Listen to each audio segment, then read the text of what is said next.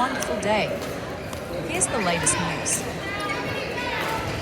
From ABC News Melbourne briefing at 11:22 a.m. today. ABC News. Hello, Mary McDonald with the stories making news in Victoria. Specialist alpine rescue units are continuing an operation in Mount Hotham with 6 people stuck in their cars after heavy snow stranded travellers on Saturday.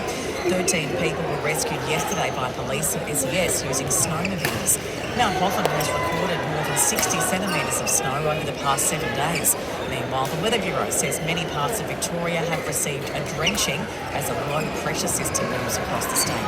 Victorian farmers enduring a historic drought say the heavy rainfall has provided some temporary relief. Some of the highest totals were recorded in the Otways in the southwest, with 137 millimetres over 3 days.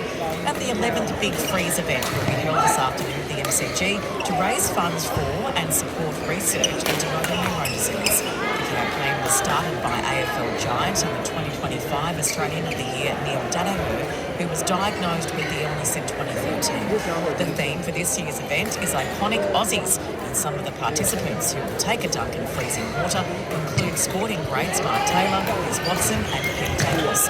Danaher's daughter Beck Danaher says the event means a lot to her family. ABC News. From SBS News at 11:59 a.m. today. In this bulletin, the Israeli army boards an aid vessel carrying activists bound for Gaza. Australian actress Sarah Snook wins Best Actress at the Tony Awards. And in the NRL, Queensland captain Bailey Cherry Evans acts on the team lineup for State of Origin Game 2. With the latest from the SBS newsroom, I'm Claire Beng.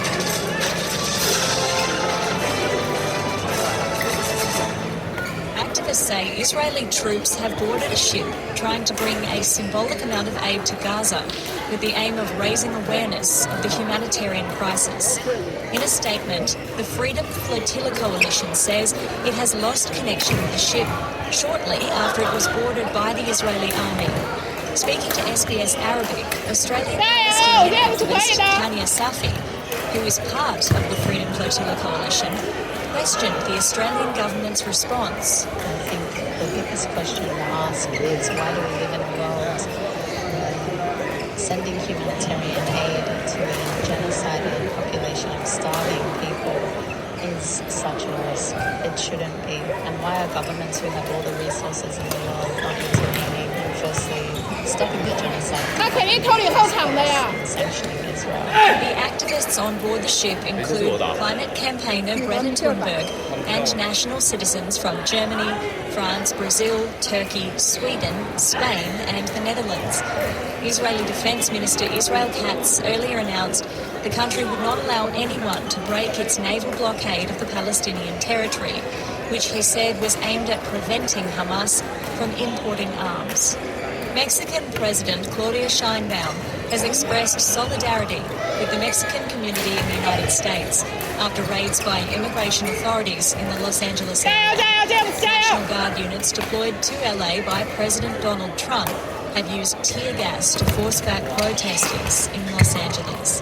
The protests started on Friday and have since spread to other locations after US Immigrations and Customs Enforcement made more than 100 arrests during raids in the city in 1 week. Ms. Sheinbaum has defended Mexican migrants living in America following reports 35 of those detained are Mexican nationals. Mexican men and women living in the United States are good people, honest people, who went to the United States to seek a better life for themselves and to contribute to their families. They are not criminals. They are good, honest men and women. They have the full solidarity of their government. Former Prime Minister Scott Morrison says he's honoured and grateful to have been appointed to Australia's highest civilian honour. He is one of 14 people appointed as the President of Australia in the annual King's Birthday Honours List, along with filmmaker Baz Luhrmann and Oscar-winning costume designer Catherine Martin. Every former Prime Minister